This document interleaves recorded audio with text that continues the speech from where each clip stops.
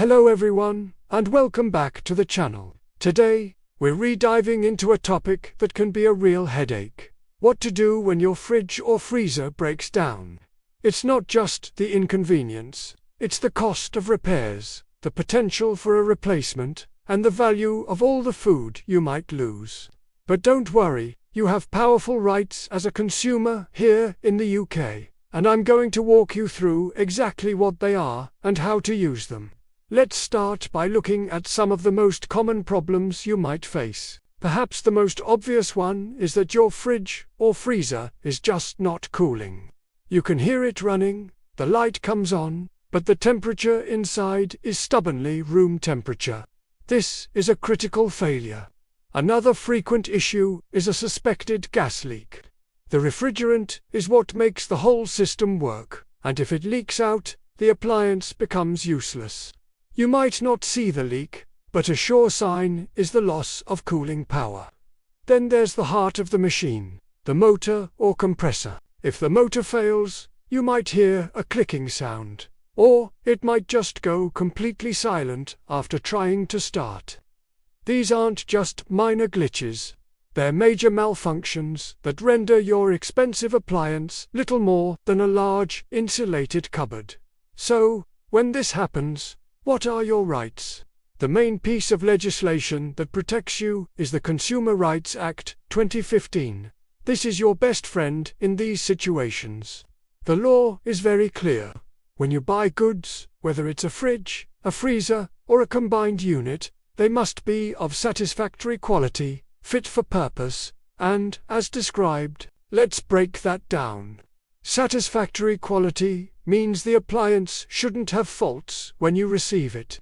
It should be durable and last for a reasonable period of time. Now, what's reasonable? This is the key question.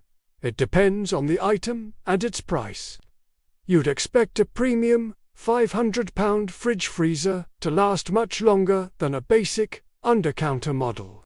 The law doesn't set a specific number of years, but courts have often considered white goods, like fridges, to have a lifespan of at least 5 or 6 years, sometimes more. So, if your 2-year-old appliance packs in, it's very likely not of satisfactory quality.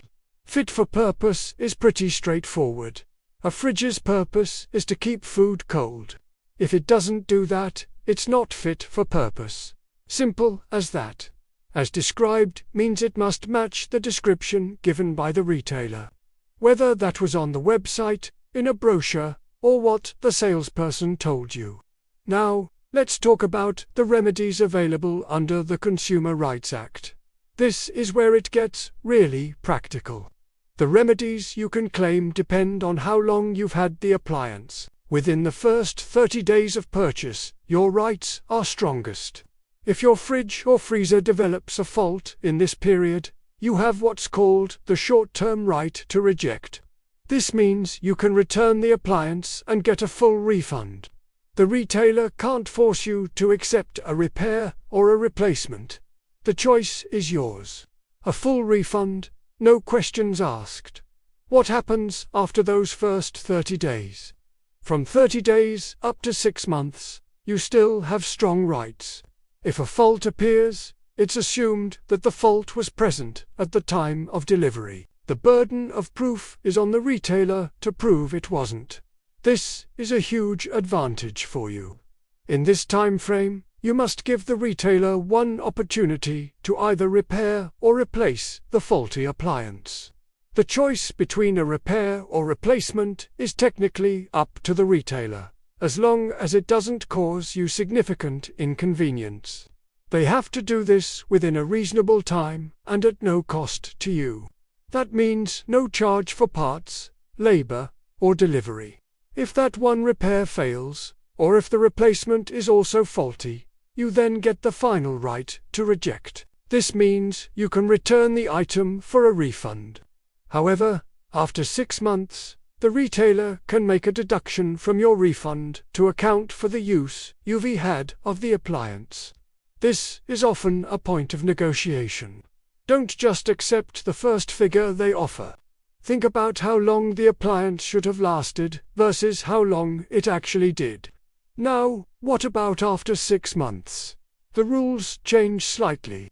If your fridge freezer breaks down after 6 months, but still within what you'd consider its reasonable lifespan, let's say at the 3-year mark, you are still protected by the Consumer Rights Act. The key difference is that the burden of proof now shifts to you. You have to be able to show that the fault was inherent. This means it was caused by a manufacturing defect or a component that wasn't of satisfactory quality, rather than by accidental damage, misuse, or simple wear and tear. So, how do you prove an inherent fault? An independent engineer's report is the gold standard. You might have to pay for this report initially, but if it confirms an inherent fault, you can claim the cost of the report back from the retailer. The report will give you the evidence you need to go back to the retailer and demand a repair, replacement, or a partial refund. Remember, your contract is always with the retailer, the company you bought it from, not the manufacturer. It's the retailer's responsibility to sort it out. Beyond the Consumer Rights Act, there's another layer of protection: product safety law. The General Product Safety Regulations, 2005 state that products placed on the market must be safe. A fridge or freezer that has a faulty motor which could overheat, or a gas leak that poses a risk, could be considered an unsafe product. If you believe your appliance is not just faulty, but actually dangerous, you should report it to trading standards. This adds weight to your complaint and helps protect other consumers from the same risk.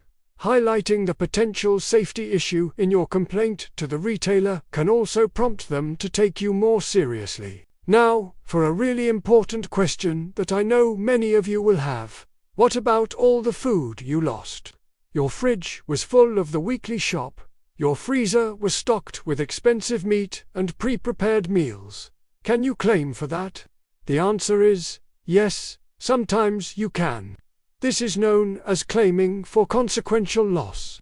These are the additional, foreseeable losses you've suffered as a direct result of the product being faulty. Losing the contents of your fridge and freezer is a very direct and foreseeable consequence of it breaking down. So, when you make your claim to the retailer, you should include a claim for the value of the spoiled food. The key is to be reasonable and provide evidence. Make a detailed list of everything you lost and its approximate value. Take photos of the spoiled food before you throw it away. Keep your grocery receipts if you can. This evidence makes your claim much stronger.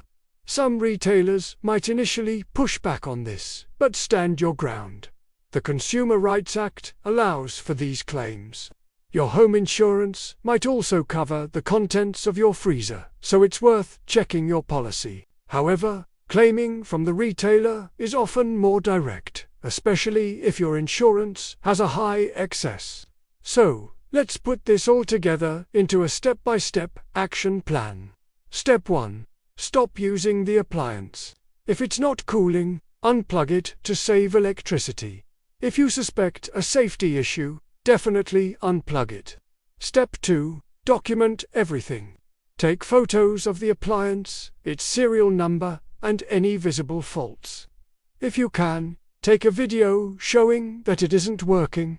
As we just discussed, take photos of any spoiled food and make a list. Step 3. Contact the retailer. Not the manufacturer, the retailer. This is crucial. Your contract is with them. Do this in writing.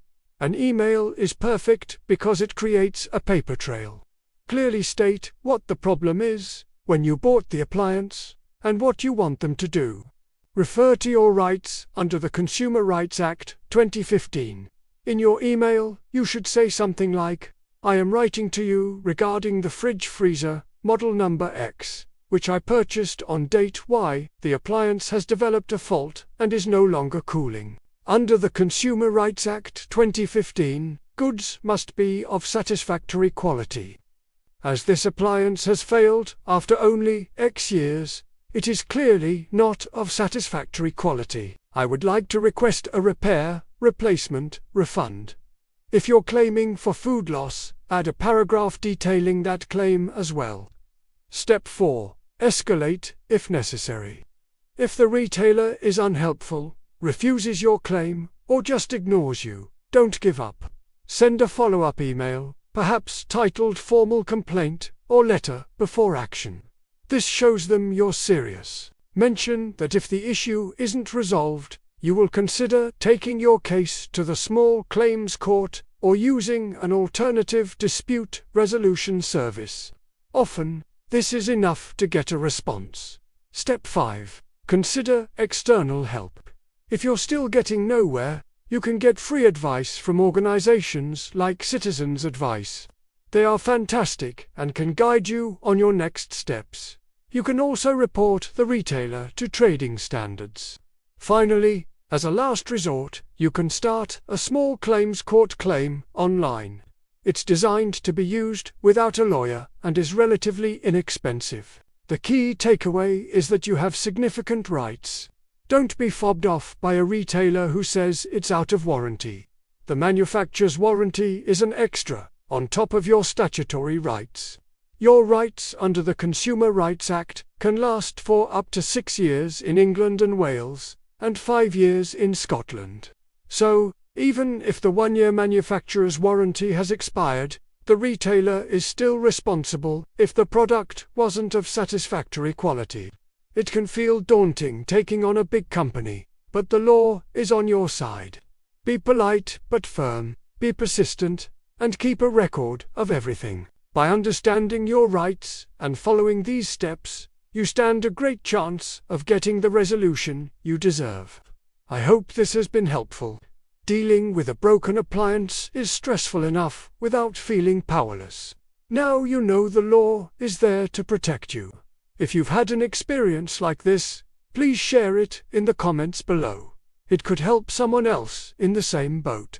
Thanks so much for watching. Don't forget to like and subscribe for more consumer rights tips, and I'll see you in the next video.